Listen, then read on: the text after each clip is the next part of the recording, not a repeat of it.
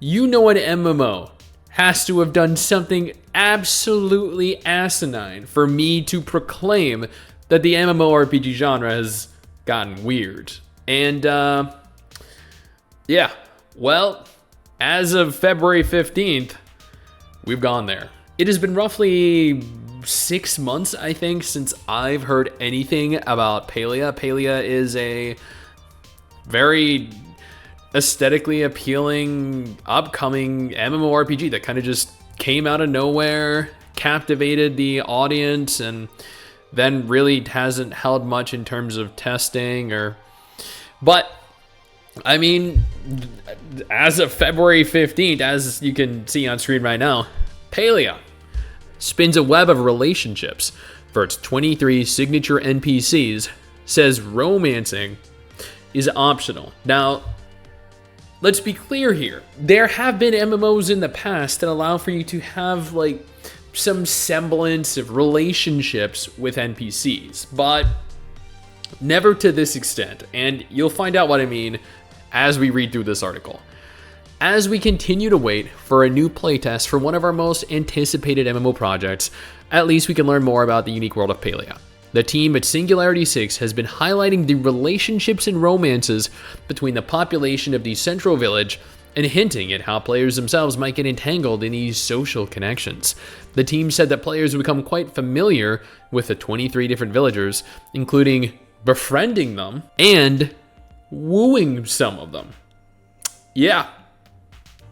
You can befriend NPCs and then fuck them in this game.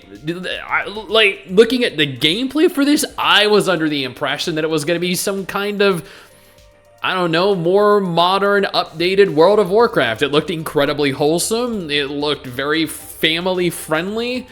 And then they're telling us we get to actually screw the NPCs around the town.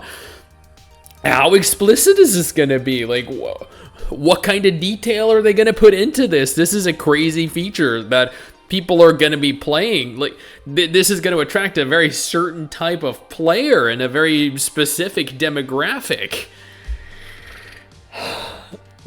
We always want to make sure that the characters in Palia feel rich and meaningful. And how you do that is by, you know, taking the time to make sure they have deep, dude, the wordplay here, have deep backstories and connections with other characters is very important to us, including both new romance and friendship options, said the game's narrative lead. So the most important part about providing a deep backstory and deep, rich connections with characters is by allowing you to either give the D or take the D. That is what the narrative lead is saying. I'm not taking this out of context. This is an actual quote from the narrative lead himself. The studio also pointed out that romancing NPCs is an optional activity with no advantage or disadvantage apart from story and roleplay. So the romance that you have with these characters are going to directly affect the story in the game. I can see roleplay. Roleplay is an integral part of MMOs, Final Fantasy XIV, WoW, Guild Wars 2. But it's going to provide no advantage or disadvantage. That makes sense. But it is going to affect the story. In what capacity will the story be impacted? Are they going to appear in cutscenes? Is the romance options kind of going to be like they were in Star Wars The Old Republic? I believe Star Wars The Old Republic had the option to also, you know, engage other NPCs, for lack of a better term, boink other NPCs, right? So, and I know NPCs could be included in story arcs or discluded from story arcs depending on the options that you chose. So I wonder if that's what they mean with regards to having connections with other players and how the characters themselves are going to be interconnected. Now, I know this is going to provide a lot of degenerates online the opportunity to live out their fantasies in an MMO world by going around and mingling with the local townsfolk and having their own personal harem. But I don't know. I feel like this is an interesting direction to take the game when the game looks like it does. And I wonder, which of the villagers in specific are you actually going to be capable of romancing? You know,